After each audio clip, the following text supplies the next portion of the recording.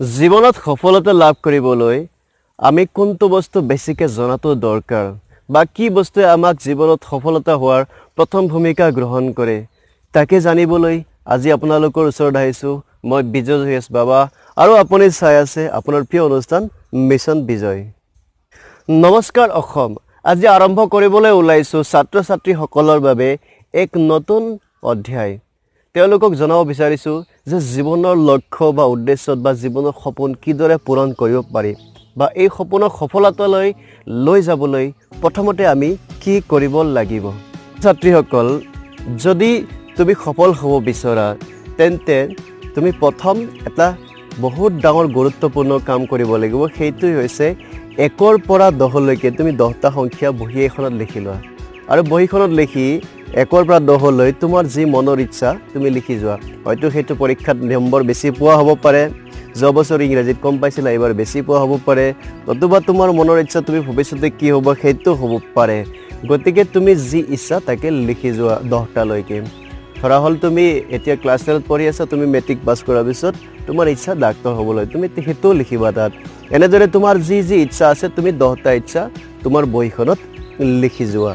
এয়া হৈছে প্ৰথম কৰণীয় তোমাৰ কাম।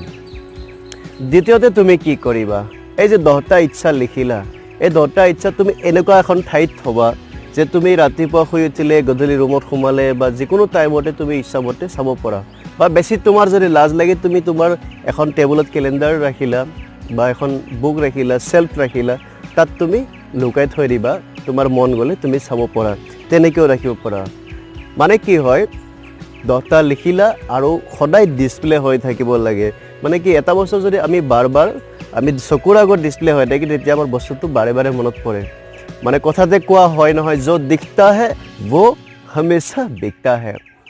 তৃতীয়তে তুমি কি কৰিবা, তৃতীয়তে কৰিবা সেই 10টা ইচ্ছাৰ ভিতৰত তুমি দুভাগ কৰি ল'বা, পাঁচটা লিখিবা যে কোনকেইটা ইচ্ছা তোমাৰ সহজত পূৰণ হ'ব পাৰিব বা সোনকালে তুমি কৰিব পাৰিবা, সেই 5টা ভাগ কৰিবা।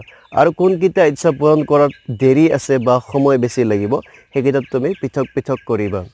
5টা সহজতে হ'ব পাৰে আৰু 5টা অলপ দেৰিকৈ হ'ব পৰা ইচ্ছাবিলাক তুমি যেতিয়া পৃথক পৃথক কৰি থৈ যাবা। তাৰ নেক্সট পদ্ধতিটো হৈছে এই 5টাৰ ভিতৰত, এই যে 5টা তুমি সহজ পদ্ধতি লিখিলা, এই 5টাৰ ভিতৰত কোনটো তোমাৰ বৰ্তমানৰ ৰিয়েলিষ্টিক গ'ল, বৰ্তমান ষ্টেজৰ বৰ্তমান টাইমৰ, ধৰা তুমি ইংৰাজীত যোৱা বছৰ নম্বৰ কম পাইছিলা, এইবাৰ তুমি ইংৰাজীত নম্বৰ বঢ়াব বিচাৰিছা আৰু এই 5টাৰ ভিতৰতে তোমাৰ এই গ'লটো আছে। মানে কি তুমি ইংৰাজীত বেছি ভাল ৰিজাল্ট কৰিব বিচাৰা যোৱা বছৰৰ তুলনাত। গতিকে যিহেতু তুমি এতিয়া ক্লাছ 10ৰ ছাত্ৰ, ইংৰাজীত ৰিজাল্ট ভাল কৰিব লাগে, এইটো তোমাৰ পক্ষে সম্ভৱ হ'ব আৰু এই কামটো তুমি কৰিব পাৰিবা বুলি আশা কৰা হৈছে। গতিকে তুমি এই ইচ্ছাটো একদম কম্প্ৰিহেনচিভ মানে ফাৰ্ষ্ট ট্ৰেকত ল'ব লাগিব যে তুমি এতিয়াই কৰিবা, তুমি বা তাৰ কাৰণে কাম কৰিয়ে যাবা, ঠিক আছে। তেনেদৰে এইটো হোৱাৰ পিছত নেক্সট তুমি কি কৰিবা বা একেলগে দুটাৰ কেনেকৈ কৰিবা এটা টাইম বানি ল'ব। সপ্তাহটোত তুমি জানা যে 7 দিন, হয়নে নহয়, 7 দিনৰ পৰা তুমি এই ইংৰাজীত নম্বৰ বঢ়োৱা ইচ্ছাটোৰ কাৰণে 3 দিন কাম কৰা, ঠিক আছে। 3 দিন সম্পূৰ্ণ একেলেথাৰে 3 দিন নহয়, মাজে মাজে 3 দিন।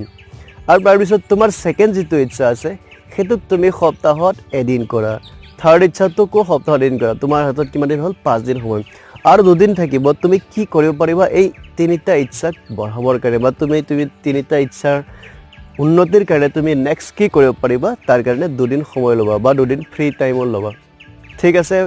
ছাত্ৰ ছাত্ৰীসকল, এতিয়া তোমালোকে অলপ বুজিব পাৰিছানে মই কি ক'ব বিচাৰিছোঁ? যদি নাই পৰা মোক কমেণ্ট বক্সত জনাবা আৰু আশা কৰিছোঁ তোমালোকে ভালদৰে বুজি পাইছা।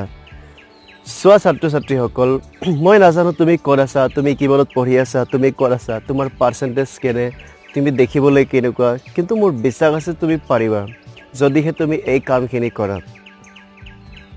তুমি কিমান টেলেণ্ট, তুমি কিমান বৰ্তমান পঢ়িব পাৰা তাৰ ওপৰত কোনো ধৰণৰ তাৰমানে ফৰ্মুলাই কাম নকৰে, মাত্ৰ কাম কৰিব তুমি তোমাৰ ভৱিষ্যতৰ আৰু বৰ্তমানৰ যি পদক্ষেপ বা যি টাৰ্গেট, সেই টাৰ্গেটক লৈ তুমি কিমান চিৰিয়াছ, তুমি কিমান ভালদৰে এনেদৰে কামবিলাক কৰিব পাৰা। আৰু ডেছক্ৰিপশ্যনত মই এখন ধুনীয়া ছিট বনাই পঠিয়াম আৰু ডেছক্ৰিপশ্যনত মই এখন ধুনীয়া ছিট বনাই পঠিয়াম সেইখন ডাউনলোড কৰিও তোমালোকে তোমাৰ কামখিনি ভালদৰে কৰিব পাৰিবা আৰু যদি কিবা অসুবিধা হয় মোক জনাবা মোৰ মেইল আইডি থাকিব মোৰ FB আইডি থাকিব তলত আৰু তাত মই তোমাৰ প্ৰব্লেমটো সলভ কৰিম বুলি কথা দিলোঁ ঠিক আছে ভিউৱাৰ্ছ তো আজিলৈ এৰিছোঁ নেক্সট টাইমত পুনৰ লগ পাম সেই একেই কথাবোৰকে লৈ আপোনালোকৰ সমস্যা সমাধানৰ কাৰণে মই পুনৰ আহিম আজিলৈ বিদায় মাগিছোঁ মই বিজয়েশ বাবা আৰু চাই থাকক সদায় সদায় মিছন বিজয়